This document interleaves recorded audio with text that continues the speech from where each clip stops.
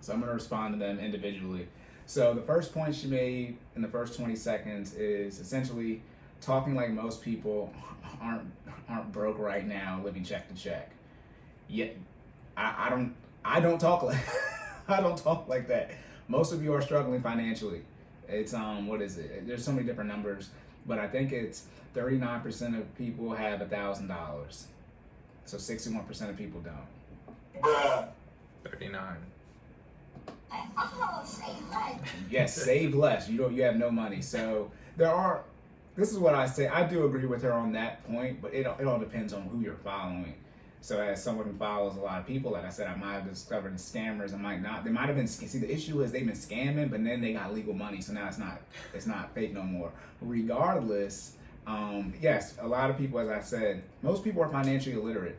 So that means if you're illiterate or innumerate, that means you don't have the basics or the foundations at all. So this can be up for discussion. AKA you. Stupid. Okay, no. I'm choosing violence. violence. No, but Go still. ahead. Yeah, I'm on my violence fast. I'm doing good right now. You are, I'm not. But, yeah, you're good. But so, if you're illiterate or enumerate, right, that means you can't read at all. Financial illiterate, that means you have nothing. Like if someone is illiterate, I know I'm saying it again, but like they cannot read, right? So if you're financial illiterate, that means you know nothing about finances. So one would say you need to learn the basics first, right? The foundations. What's his name? Dr. Seuss. Wait, hold on. I'm not reneging on that, but I never know who y'all mad at and who y'all cancel. I think Dr. Seuss they said he was racist and stuff. Anyway, I can't remember. I can't keep up. That's just in case he was. Yeah, no, I mean, I don't care, but it's just, so. But yeah, so if you're financially illiterate, you need to have the foundations. So the question is, what are the foundational principles in finances? I would assume the first one is budgeting. Look, where have you heard that before? Let me not be biased, but I would assume the first thing you need to know how to do is budget, which in short, remember, budgeting is not restrictive. Y'all just mad because the income you got is restricted. Okay, let me dial back from the violence. But the first thing you do is write down your income, right? And the second thing you do, which is the last thing, you write down all your expenses. That's a budget. You either are intentionally on a budget, right, where you're intentionally, putting every penny somewhere, which would be a zero-based budget, where you write down all your expenses, total your income, or you can do the 50-30-20, which is 50% need, 30% investments, and 20% savings, or I might flip the 30%, 20% there for savings and investing.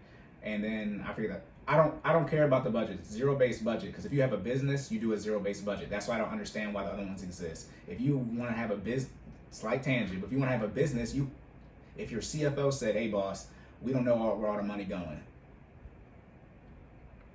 Tell us how you really feel. You about to get fired. What are you talking about?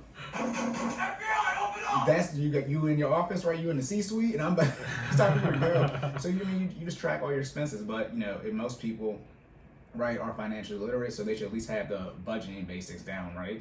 You can get into all the ways, about debt, but what do I recommend second? Define how you want to handle it that way, so you can get into using credit or not using credit in that whole spectrum, right? And then the third thing is investing / generational wealth. Damn, Cory, I guess I just got a 3-step process that I guess I'm done for this episode. 40 minutes. There you guys go. Does it? Nah. Wrapping it up.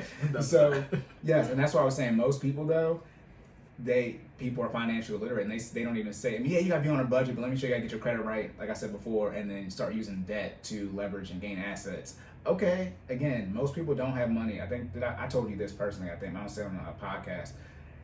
The most money you'll ever have saved on average in your retirement is $230,000. That's the average.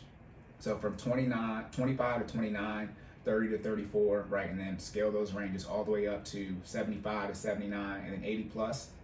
All those ranges, the highest average, not the average, but the highest average is $230,000. So you'll never have $250,000 saved on average in your retirement.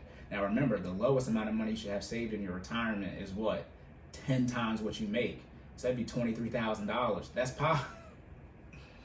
okay. Like I said, I'm not choosing violence no more. So yes, a lot of people do talk like people are not struggling financially, which they are.